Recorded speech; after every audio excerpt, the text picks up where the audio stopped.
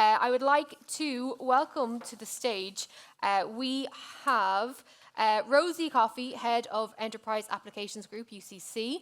We have Aoife Noon of Noon Cyber Services.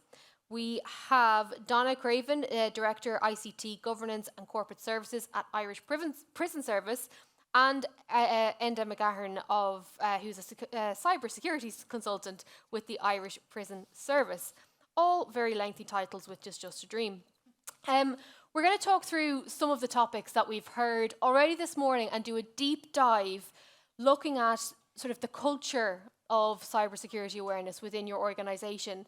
And I saw one of the questions that came in on Slido, and I think it's a really good starting point. The question says, how do you avoid security training and awareness fatigue amongst staff? Constant updates result in declining engagement. Donna, if I could go to you with that one first, because I suppose that is your first line of defense. Some would say it might be your first line of defense is your people. So how do you ensure that people don't get fatigued when you're constantly going around with updates and so on? Thank you. I think it's making sure it's relevant and kept up to date, that people understand there's different levels of awareness and training that people receive in our organisation in terms of cybersecurity. We all have a part to play. But I think doing target groups, focus groups, there's different platforms and means and methods of communication, and something I'm working towards and we're working towards is tactical decision games. And so, beyond the focus of awareness, training, the emails, the slides on your screens throughout your organisation, is that we simulate a scenario and stress test the theories and the practicalities of that. Include your executive management team or your board or your directors or the relevant people at the different levels, so people understand the role they would have to play if and when there was an incident response needed. So I think, whoever sent that in, you're right, there can be a fatigue. You'll get tired of seeing the same things. I also think that running workshops, to go through cases, near misses, I think, are really important to record and learn from. Yeah. And it keeps it relevant. Business isn't static. Operations are live. You need to be agile. You need to ensure that your response remains fit for purpose. So I think it's taking a focus on different things at different times throughout the year and involving people at different stages rather than the big generic awareness session for thousands of people. Yeah, I think it's an interesting balance to try to strike. And Rosie, I might come to you with this one because the thing that drives me bananas is when anybody talks about cybersecurity, it's always the worst case scenario. It's never, we can catch this and deal with it. You only ever get the headlines in that big, bold copy. And I'm just wondering, how do you best articulate the message so that people understand the severity, but you don't scare them into never clicking on an email or whatever it is ever again?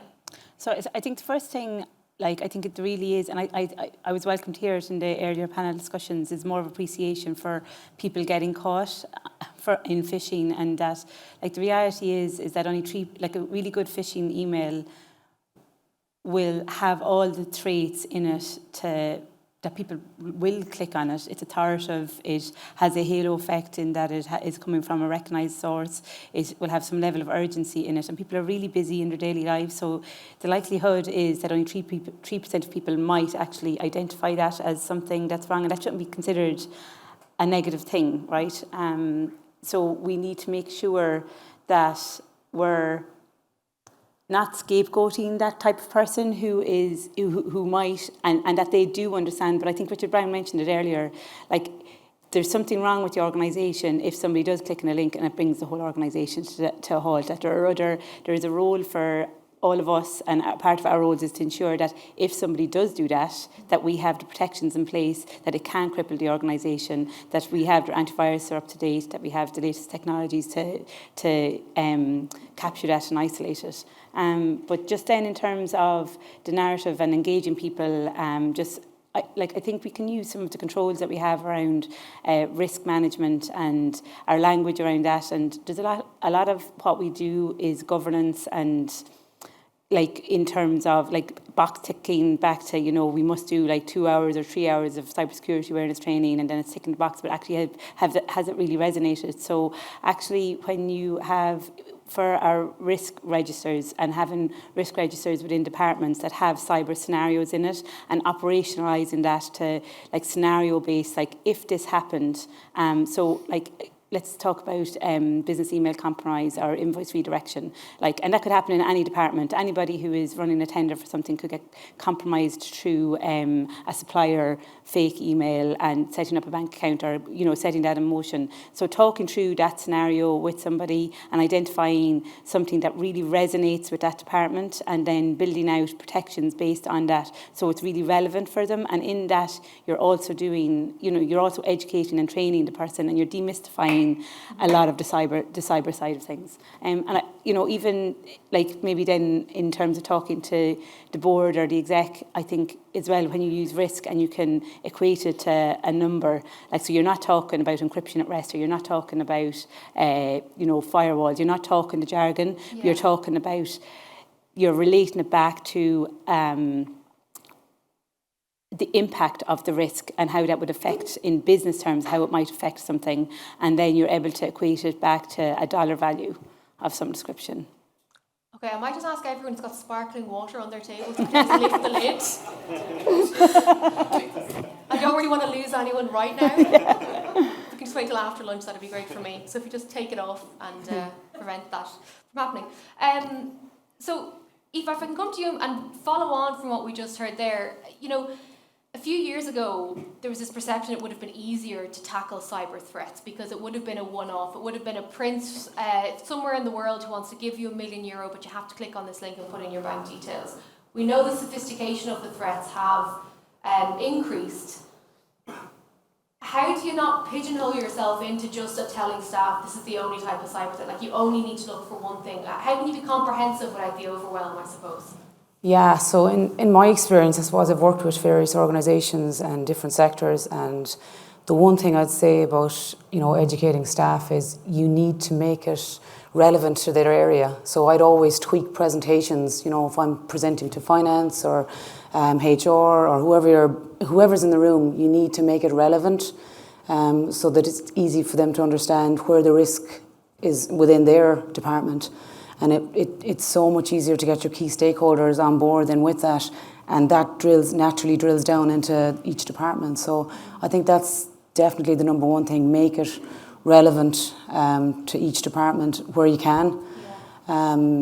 Because, you know, you can eliminate so much risk in doing that.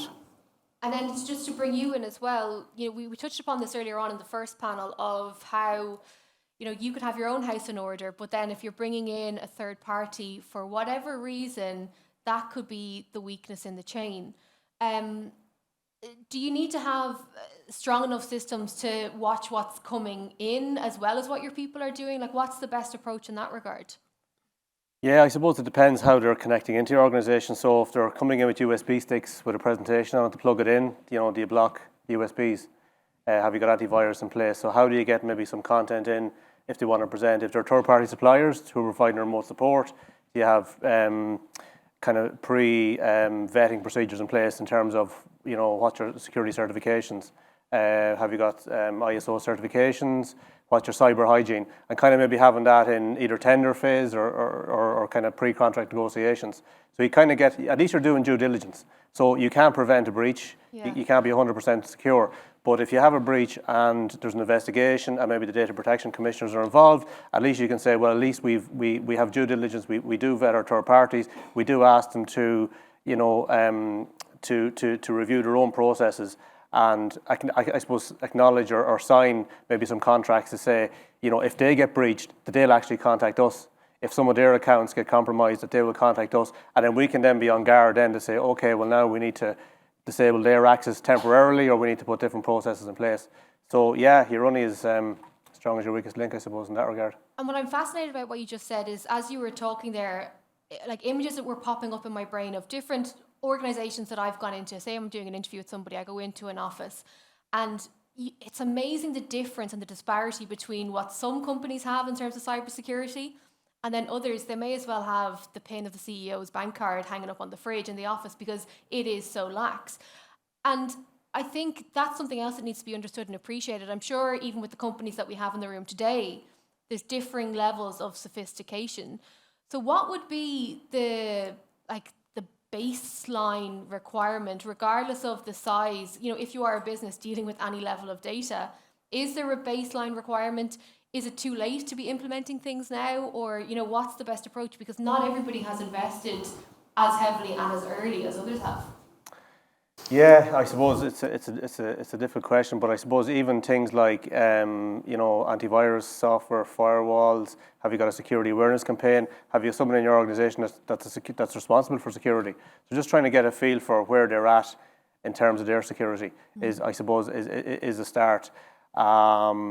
What sort of devices they have. So, you know, even as I say, asking them for recent penetration testing or audit reports.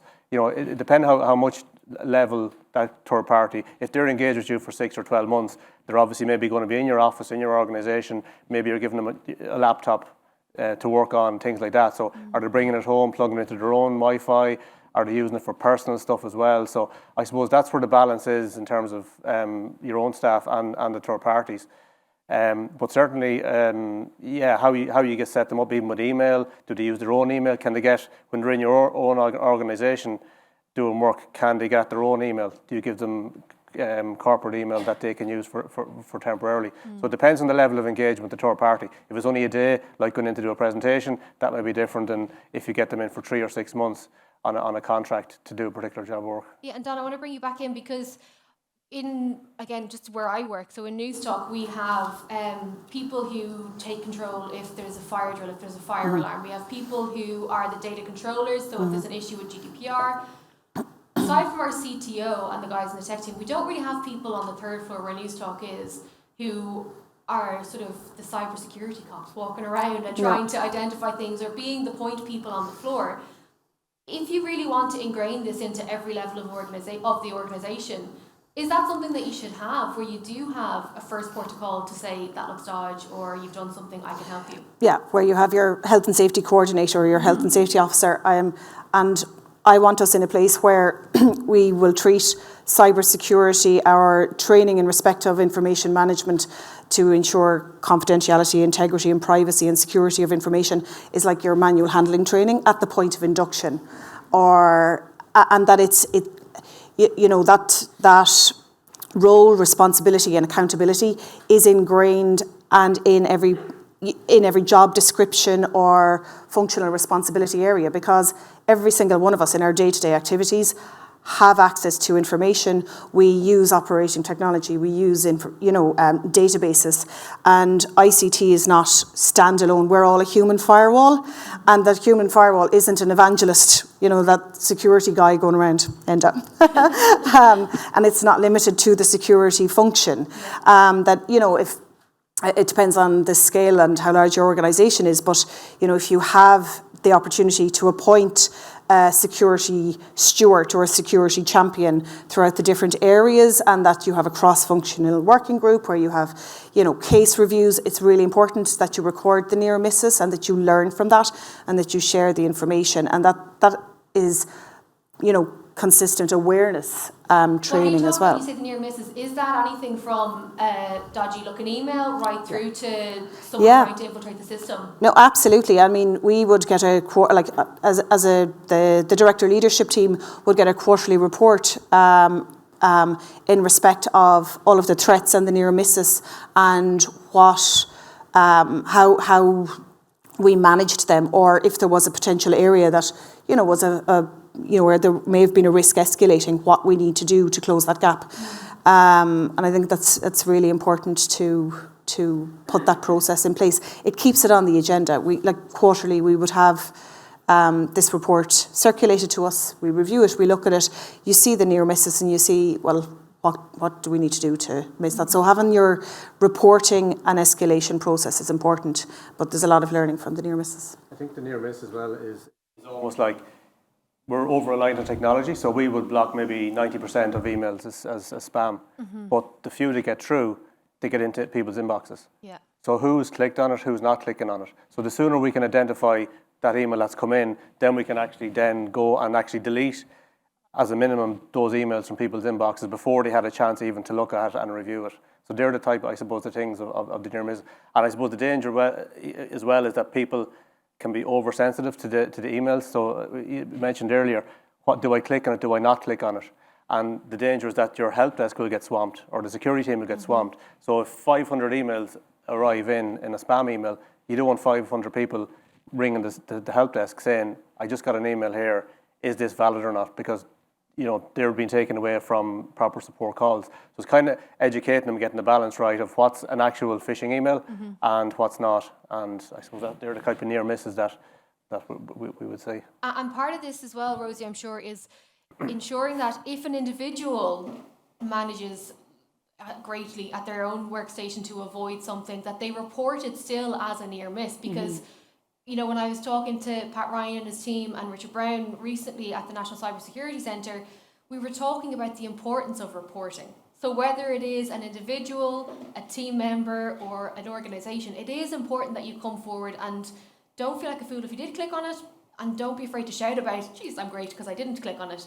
That reporting is important, isn't it? Yeah, it is really important. I think in health and safety, like I've come from a manufacturing background, and they would say, I don't know, is it 1,000 near misses equates to a debt avoided in health and safety. And it's similar, it's exactly like the example there, that we should be making it easy to report on. So the tools that, is this suspicious? Yes, it is, and it's very easy for them to do it. I think we need to factor in as well remote working and a lot of, a decentralised workforce, whereas previously, someone might have been able to say, oh, did you get this? Or, you can across the desk conversation. Yeah, and that's gone. So people are in isolation. They're probably a little bit more stressed as well, and there's probably a lot more going on, so they're juggling a whole lot. So it's like, I'd like to break down or differentiate the difference between an awareness campaign and security training. They're two different things. So I think awareness campaigns can be really effective in changing behaviours of people to change a bad behaviour, which would be clicking the link. Like, so stop, think, don't react to the email immediately, slow down. And there can be effective campaigns that you can run around that type of thing. Whereas I would say training is where you're trying to teach somebody a new skill around something. So this is the procedures, these are the processes we have in place. And I think that's really important. And I know it can be...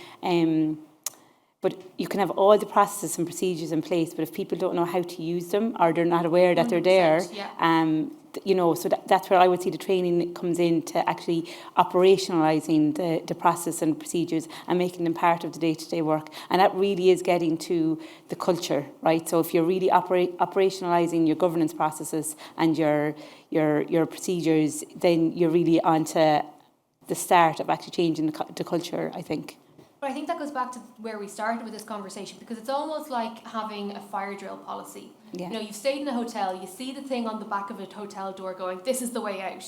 It's entirely different, and the vibe is entirely different when a fire alarm goes off. And even if it is a drill, you have to, contend with other people around you. So does that go back and, I suppose, highlight, Aoife, the importance of training drills and finding ways for people to test out their knowledge in a not pressurised, but in a setting where there may be consequences? Absolutely, yeah. I just remember COVID, when that kicked in. I mean, everyone's business continuity plans nearly went out the window. Like you say, you could have practiced everything, but when reality hits, something happens. You have to be able to react in the right way. So yeah, it's absolutely really important that you test within your organisation, and that, again, I guess you get your staff, your employees become more aware then how to react. I recall, 6 years ago, we did a cyber simulation, and it was very much an IT run drill, and how would we isolate something and how would we do something. And if we were to run that today, it would be very different, because you'd have to, the realisation of the impact of a cyber incident actually can take a university entirely offline, or it can take the HSE entirely offline. So not including the drills and not including the business areas that are impacted by that is actually a real gap, which mightn't have been realised, 5-6 years ago. It might have been very much the guys in the corner understanding, how do we isolate, how do we hunt down, etc. That's important, but it's actually the impact of a cyber attack on operations, and then how the business continuity piece of that from business operations and the continuity side of it is actually really important. It's a huge issue, because I remember when the HSE ransomware attack broke, I was reporting on it, and I got an email from a Gmail account saying this is now the HSE account because we can't get into the press@hse.ie email account. None of the websites were working. Every way that they had to communicate, and to be fair, they were very agile and they responded and they reacted. But I wonder how many other businesses in the country would be able to flip so instantly and come up with a comprehensive response plan, particularly when it is such a widespread attack.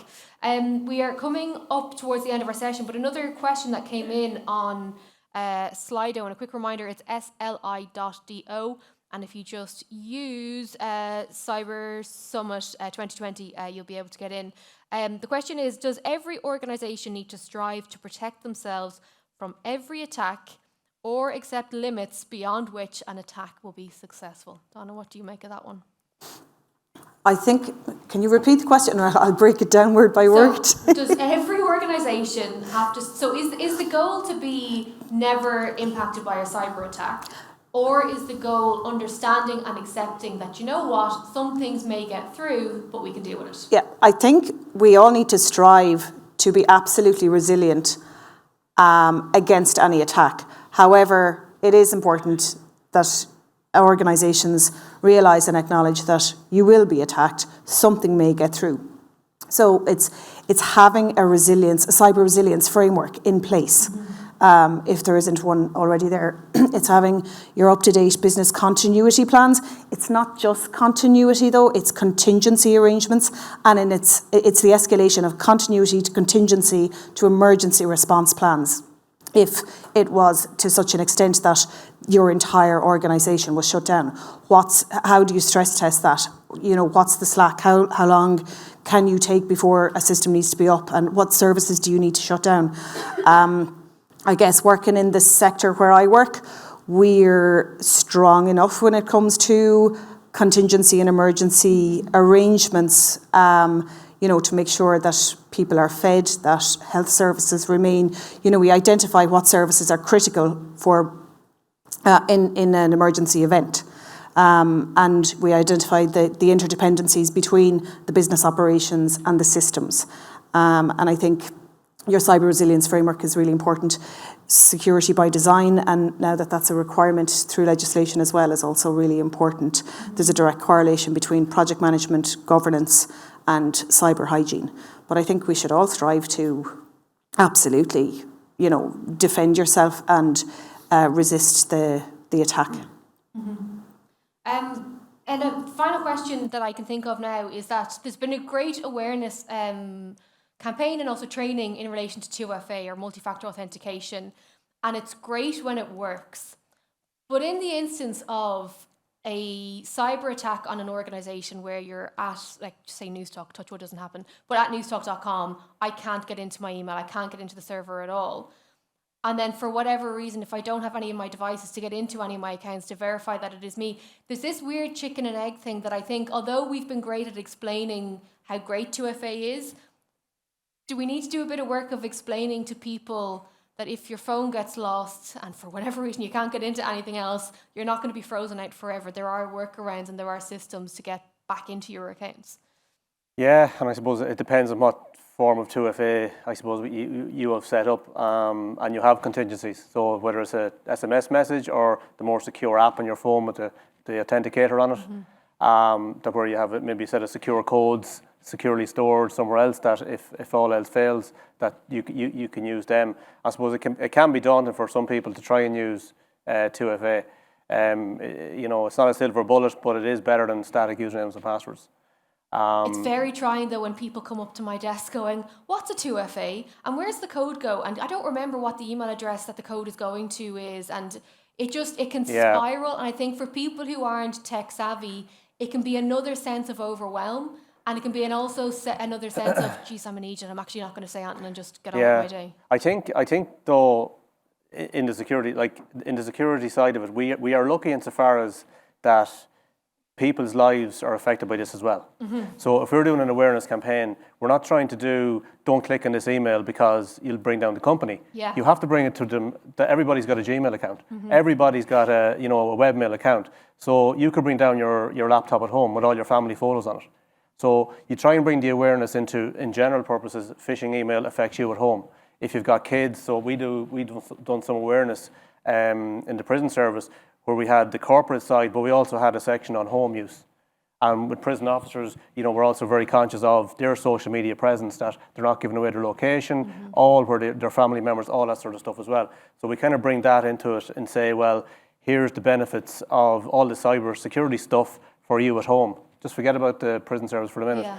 That's of benefit. So I think with 2FA as well, you can say, well, let's just set up your personal Gmail account. We'll put 2FA to help you with your Gmail account, but also we can use it now to, then transition you to use it in the corporate setting, and then it might make it easier because they see the benefit of both, and it kind of tolerated it maybe a bit better, that you're not ramming it down their throat, that there's actually a benefit in work and outside of work for all of this stuff. Yeah, it's all about the normalisation of it, isn't it? I think Exactly, just not yeah. having it jargony and breaking it down and explaining what 2FA does, and just having plain English, I think, can be super beneficial. A huge thanks to our panel of experts there. We had Rosie Coffey, Head of Enterprise Applications Group, UCC, Enda McGahern, Security Consultant, Irish Prison Service, Aoife Noon, Cyber Services, and Donna Creaven, Director of ICT, Governance and Corporate Services at the Irish Prison Service. A huge thank you to you all for that. We do appreciate it. Next up, we're going to move on to another presentation, and then we're going to have our coffee break. So I'm going to ask that our panellists be super careful